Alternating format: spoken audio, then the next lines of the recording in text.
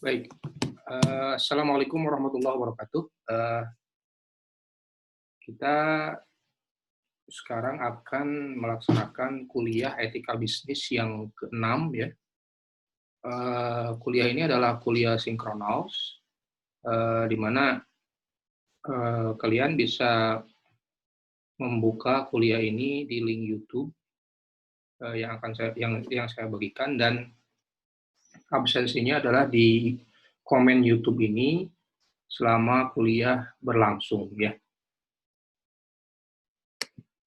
Baik, kita sekarang akan membahas tentang etika konsumsi, ya. Etika konsumsi. Minggu lalu atau pertemuan yang lalu kita sudah membahas terkait etika produksi, ya. Bahwa sebagai insan ekonomi tentu saja kita tidak hanya berproduksi tapi juga berkonsumsi. Nah, ternyata dalam berkonsumsi pun kita harus memiliki etika ya. Bahkan dalam Quran itu kan ada kulu washrobu rizqillah wala tusrifu gitu kan. Makan dan minumlah rezeki Allah gitu kan. Dan jangan berlebih-lebihan dalam berkonsumsi itu kan etik dalam konsumsi sebenarnya ya. Nah, kita sekarang akan bahas analisa etik dalam konsumsi itu lebih analitik ya. Kira-kira kita akan membahas konsep maslahah ya, maslahah dalam konsumsi. Kemarin kita sudah bahas maslahah dalam produksi. Lalu kita juga akan singgung mengenai hukum utilitas dan maslahah. Kita tahu kan dalam ekonomi itu kan ada konsep marginal utility, marginal produk gitu ya kalau dalam produksi. Nah, ini ada hubungannya dengan maslahah ya, dalam konteks dengan maslahah yang sebagai tujuan dalam berkonsumsi. Selanjutnya kita juga akan membahas bagaimana keseimbangan konsumen dan bagaimana hukum permintaan ya.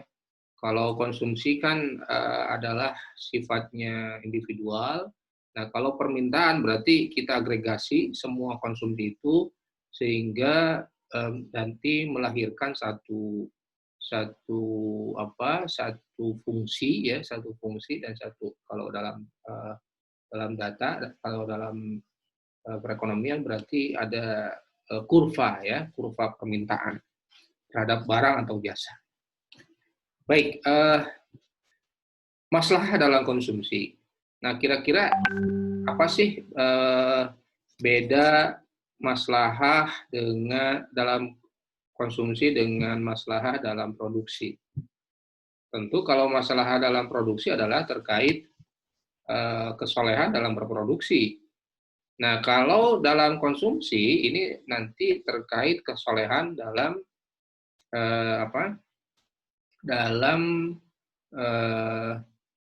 mencapai kepuasan gitu ya. Dan juga bukan hanya kepuasan, tetapi juga berkah juga ya.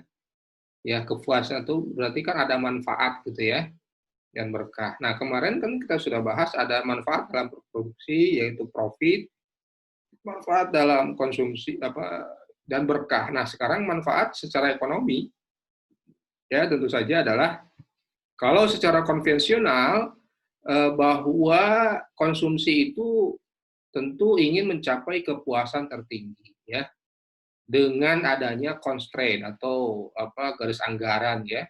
Kita inginnya kan berkonsumsi lebih dan seterusnya, tapi kan kita terkendala oleh anggaran. Nah, tetapi dalam teori konsumsi Islami ya, masalah itu kemudian diintegrasikan ke dalam teori konsumsi. Seperti apa? Nah, maslahah itu pada dasarnya adalah manfaat plus berkah. Sehingga yang disebut dengan konsumsi Islami adalah bagaimana kita memilih dan mengkonsumsi ya atau barang dan jasa yang memberikan maslahah yang maksimum, ya. Bukan kepuasan yang maksimum, tapi maslahah yang maksimum. Kenapa? Karena masalah itu tidak hanya terkait kepuasan, tetapi juga adalah terkait berkah. Ya, bahkan to some extent, karena barang itu kan banyak, ada barang konsumsi, ada barang yang apa boleh, yang tidak boleh, dan ada barang yang tidak boleh dikonsumsi. Bahkan di pertengahannya itu adalah syubhat. Nah, dalam teori konsumsi Islami bahwa mengkonsumsi barang dan jasa atau apapun ya yang haram dan syubhat tidak akan mendatangkan maslahah karena ini malah berdampak negatif, ya. Ya, jadi kalau konsumsi barang dan jasa apa yang haram sebenarnya manfaat tidak akan diperoleh, berkah juga apalagi. Ya, kalau kita memperoleh apa mengkonsumsi alkohol atau minuman keras tentu manfaatnya nggak ada, malah merusak.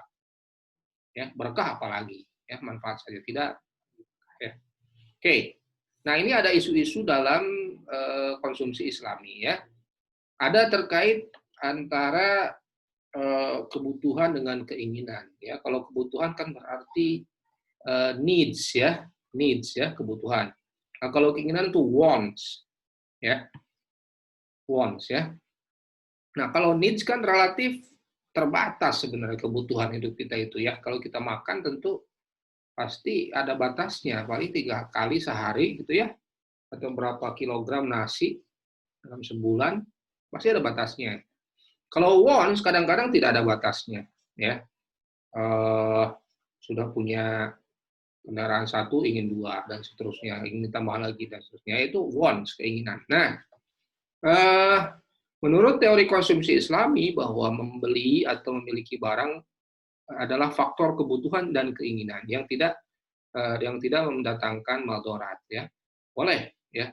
Ajaran Islam tidak melarang manusia untuk memiliki kebutuhan dan keinginan sekaligus. Boleh kita butuh dan ingin, boleh, itu adalah kalau kebutuhan tentu untuk survival, keinginan adalah terkait memang itu manusia ada diciptakan ya, dan itu adalah naluri alamiah ya, ya manusiawi itu. Tetapi yang perlu dicatat adalah selagi dengan berkonsumsi, ya dengan memenuhi kebutuhan dan keinginan tersebut, martabat manusia meningkat, ya, atau setidaknya terjaga. Jadi nggak boleh, walaupun barangnya halal gitu ya, kita konsumsi berlebih-lebihan sehingga justru akan menurunkan derajat kemanusiaan. Ya, jadi kalau berlebih-lebihan kan tetap tidak boleh. Ya kita hambur-hamburkan uang gitu ya dengan apa mestinya untuk yang hanya terkait kebutuhan mendasar dan kebutuhan yang sifatnya keinginan yang bisa ditoleransi, malah kita konsumsi dalam konteks yang melebihi itu. Nah, itu yang tidak boleh, ya. Jadi dalam masalah dalam nilai-nilai ekonomi Islam berarti adalah penerapan prinsip ekonomi dan nilai-nilai Islam dalam berkonsumsi gitu ya, dalam berkonsumsi dan yang ujungnya adalah akan melahirkan maslahah dunia dan akhirat ya. Jadi keberuntungan hidup di dunia dan di akhirat. Itu kira-kira ya. Nah, apa sih beda kebutuhan dan keinginan? Nah, ini tabelnya kira-kira seperti ini ya. Kalau keinginan ini sumbernya tentu dari kita bahas dari butuh dulu ya, karena ini adalah sebenarnya kalau kebutuhan itu kan relatif mendasar ya. Nah, kalau kebutuhan itu sumbernya itu dari fitrah manusia. Memang fitrah manusia kan membutuhkan makan, tidur, ya, bahkan pendidikan dan seterusnya, ya. Nah, kalau keinginan ini sifatnya hasrat atau nafsu manusia. Bagaimana hasilnya? Hasilnya kalau kita memenuhi apa kebutuhan itu kita akan memperoleh manfaat dan berkah. Jadi pasti kalau kebutuhan itu akan melahirkan manfaat dan berkah ya. Tetapi kalau keinginan ini akan melahirkan hanya kepuasan saja. Karena kalau keinginan kan sesuatu hal yang ingin dikonsumsi yang melebihi kebutuhannya, ya. Nah, bagaimana ukurannya? Ukurannya adalah fungsi. Kalau keinginan adalah selera atau preferensi, ya. Sifatnya objektif. pasti semua orang secara objektif itu membutuhkan sesuatu barang yang memang harus dibutuhkan untuk kelangsungan hidup, ya, untuk apa, kita bisa survive, ya. Nah, adapun keinginan ini sangat subjektif. Ada orang yang inginnya sampai level tertentu saja, ada orang yang inginnya lebih dari itu, gitu ya. Nah, ini sifatnya. Jadi, sangat, subjektif kalau keinginan itu. Ada orang ingin ini, ada orang ingin yang lain, ya. Nah, bagaimana tuntunan Islam? Kebutuhan harus dipenuhi. Ini kan adalah kebutuhan mendasar. Bahkan kalau ada seseorang yang tidak bisa memenuhi kebutuhan hidupnya, dia kan berarti di bawah had kifayah atau bahkan di bawah nisab zakat. Dia tidak usah nisab zakat, bahkan dia tidak usah berzakat, bahkan dia itu harus diberikan zakat. Ya, karena apa? Karena kebutuhan itu harus dipenuhi.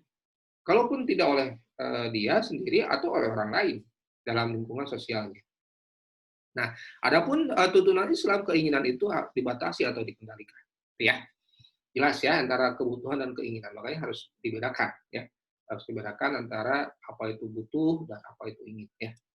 Nah, kita integrasikan masalah itu bagi konsumen. Nah, kemarin kita sudah bahas ya bahwa M itu adalah fungsi dari penambahan dari manfaat, ya, plus berkah, ya. Manfaat plus berkah. Sedangkan berkah itu adalah interaksi antara F, manfaat, dengan pahala. Ya. Jadi selagi manfaatnya dapat, maka itu makanya kan ini ziyadatul khair namanya. Bertambahnya kebaikan dari manfaat yang kita peroleh. Ya, atau manfaat yang orang lain rasakan. Itu namanya berkah. Ya. Nah, adapun pahala tentu saja adalah B dikali P, di mana B itu adalah frekuensi kegiatan, gitu ya, frekuensi kegiatan, dan P adalah pahala per unit kegiatan. Nah, ini dimodelkan ya, bahwa ternyata seperti itu ya. Maka kita masukkan P ini ke dalam fungsi berkah tadi, maka berkah akan sama dengan F kali B kali P, ya, F kali B kali P. Sehingga maslahah ya akan sama dengan kita pakai fungsi ini ya, ini dimasukkan nih adalah fungsi dari F plus FBP ya, atau kita keluarkan F-nya ini F dikali 1 ya, ini 1 plus BP. Artinya begini ya. Ketika tidak ada pahala 0 nih ya, ketika tidak ada pahala atau P-nya sama dengan 0 misalnya karena berlebihan, maka maslahah yang hanya diperoleh hanyalah sebesar manfaatnya atau F-nya ya. Kalau P-nya 0 kan di sini berarti kan hanya F-nya. Ya. Kalau kita berkonsumsi tidak mengandung berkah, artinya kita hanya memperoleh manfaat saja di dunia itu ya. Nah, M akan sama dengan F ya. Sebaliknya ketika suatu perkara tidak memberikan manfaat ya di dunia, maka nilai keberkahan dan maslahannya tidak ada. Kalau tidak ada manfaatnya buat apa kita? Pokoknya timbang-timbang kalau kalian melaksanakan satu aktivitas atau berkonsumsi terhadap dalam level tertentu itu hati-hati ya. Kalau tidak ada manfaatnya itu masalah tidak dapat, berkahnya juga tidak nilai keberkahan juga tidak akan ada gitu ya. Oke, itu kira-kira. Nah, ini kita misalnya ada satu kasus ya. Kita ini melakukan frekuensi kegiatan gitu ya. 1 sampai 8 misalnya. Kita asumsikan ada misalnya pahala per unit 700 ya. Ini kan fisabilillah kan, fisabilillah itu kan dalam bulannya gitu kan, ada ibarat 7 batang ranting gitu ya, dari 7 ranting ini kemudian ada 100 kebaikan, berarti kan 7 kali 100, berarti kan asumsikan 700 gitu ya. Nah, kita sekali melaksanakan fisabilillah tentu adalah 1 kali 700 ya, berarti akan sama dengan 700. Dan ini sifatnya akan terus dengan semakin bertambah, naiknya bukan 1, 2, 3 lagi, tapi 700 kali lipat gitu ya. Nah, ini kalau misalnya kasus maslahah kita memiliki kegiatan atau belanja fisabilillah. Paham ya? Jadi kalau kita misalnya kita membeli makanan itu kan berkonsumsi. Kemudian ini makanan itu diserahkan kembali kepada fakir miskin. Nah, itu pahalanya walaupun 1 kali itu 700 kalinya. Ya itu pahala sedekah ya, fisabilillah ya. Atau kita memberi makan untuk para santri dan seterusnya, itu akan luar biasa gitu maslahahnya, bukan bukan hanya sebatas 1 kali lipatnya gitu ya, atau 2 kali lipatnya, tapi 700 ya, tiap kelipatan 700. Itu contohnya ya. Nah, bagaimana membeli surat kabar yang halal ya dengan niat ibadah? Wah, berarti kan ini membeli surat kabar kita niatkan untuk apa, mencari wawasan, pengetahuan dan seterusnya. Kita anggap misalnya manfaatnya 10, 18, 24 gitu ya. Terus pahala per unitnya itu 27 itu ya. Ya. Kita anggap 27 itu. Maka total pahala akan sama dengan 27 ya. 27 itu dari mana? Ya. Tentu pahala itu kan 1 kali 3 frekuensi kegiatan kali unit pahala, atau 1 kali 2 27. Terus 54 itu dari 2 kali 2 27. Bagaimana berkahnya? Berkah balik lagi ke formula tadi ya. Berkah itu akan sama dengan 2 kali 4 berarti 10 kali 27, 270 ya. 972, 104. Nah, ini simulasi ya. Nah, masalahnya berapa? Masalahnya adalah apa? Manfaat plus berkah ya. Manfaat plus berkah berarti 10 tambah 270, 180, 18 plus 972, 990 dan seterusnya. Jadi maslahah itu bisa berlipat ya. Karena apa? Yang berlipat itu bukan manfaatnya ya. Kalau manfaatnya hanya konsisten begini. Nah, yang berlipat itu berkahnya. Makanya sangat disayangkan gitu kalau kita hidup di dunia tidak mengejar berkah, gitu ya. Misalnya kita makan kan Allahumma barik lana fima razaqtana wa qina adzabannar. Kalau tanpa itu ya kita hanya peroleh manfaatnya saja dari apa barang yang kita konsumsi ya. Nah, kalau dengan berkah, nah ini seperti ini ya. Berapa suapan gitu ya. Nah, ini kalau tiap suapan itu akan mengandung maslahannya berlipat ganda. Coba bandingkan kalau dengan apa misalnya ya, kalau hanya 30 suapan misalnya ya, atau 8 suap yang hanya 80 yang didapat ya. Sedangkan kalau dengan baca bismillah bisa 6.000 kali lipatnya. Itu ya, misalnya ya itu bahwa berkah itu adalah pelipat ganda daripada daripada daripada apa yang kita peroleh ya, apa yang kita peroleh. Nah, bagaimana membeli es krim? Wah, bisa juga ya membeli es krim. Contoh ya, dengan niatnya ibadah. Misalnya kita membeli es krim untuk kita konsumsi karena disuruh mengandung susu, gitu ya, susu itu bagus buat kesehatan. Atau kita juga membeli es krim buat memberikan kepada anak fakir miskin gitu ya, atau anak yatim. Nah, sama ya, sama. Kita asumsikan misalnya manfaatnya kalau kita konsumsi sendiri adalah ini saja ya, 40, 75 dan seterusnya. Pahalanya hanya 1 gitu kan, total pahala 1 sampai 8, 1 kali 3 gitu kan, ya. Berkahnya 2 kali 4 ya, manfaat kali apa, ini, maka masalahnya pun akan berlipat ganda. Even ketika membeli es krim ya, itu akan sama, manfaatnya itu akan sangat berlipat maslahahnya akan bisa berlipat ganda, ya. Makanya jangan jangan kecilkan nih peranan berkah ini. Kalian hidup dengan misalnya mencari ilmu, dia mencari ilmu, cari ridho guru kalian ya, mencari sebelum kalian berangkat kuliah, misalnya cari berkah ibu kalian, ibu orang tua kalian, karena berkah itu adalah pelipat ganda daripada maslahah ya, daripada maslahah. Jadi tidak hanya manfaat yang kita peroleh, tapi juga maslahahnya. Ya. Bagaimana tanpa niat ibadah? Berarti pahala per unitnya kita asumsikan 0. Berarti kalau tanpa niat ibadah semuanya hanya kalau tiada niat gitu ya. Niatnya memang ya untuk makan saja gitu kan. Maka maslahah ini manfaat itu F tadi ya akan sama dengan maslahah. Ya, jadi bisa disimulasikan seperti itu ya. Makanya tadi saya sebut bahwa hati-hatilah. Lipat ganda itu adalah berkahnya ini ya. Dan ini berkah itu dicari dari pahalanya dikali total pahalanya. Ya. Bagaimana yang haram? Wah, kalau yang haram bukan 0 lagi, tetapi negatif. Ya, negatif. Kok bisa? Ya seperti itu karena yang haram itu namanya harmful kan, namanya juga haram, harmful gitu. bahasa Inggris harmful itu merusak itu sebenarnya diambil dari bahasa haram itu, harmful ya. Jadi kalau kalian belajar bahasa harmful itu sesuatu yang haram atau yang merusak. Haram itu pasti sesuatu yang diharamkan oleh Allah itu pasti merusak. Itu dasarnya ya. Sesuatu yang diharamkan Allah itu pasti merusak. Nah, kalau yang haram tentu ini negatif semua. Ya, minimum kita anggap satu lah kalau haram ya. Kita anggap satu gitu kan. Bisa lebih juga kalau kita memberi contoh kepada manusia kepada teman kita. Ini pahala per unitnya bisa negatif akibat kita ikutan misalnya memberi contoh yang lain sehingga bertindak yang sama dengan kita, maka ini -2 semua ya.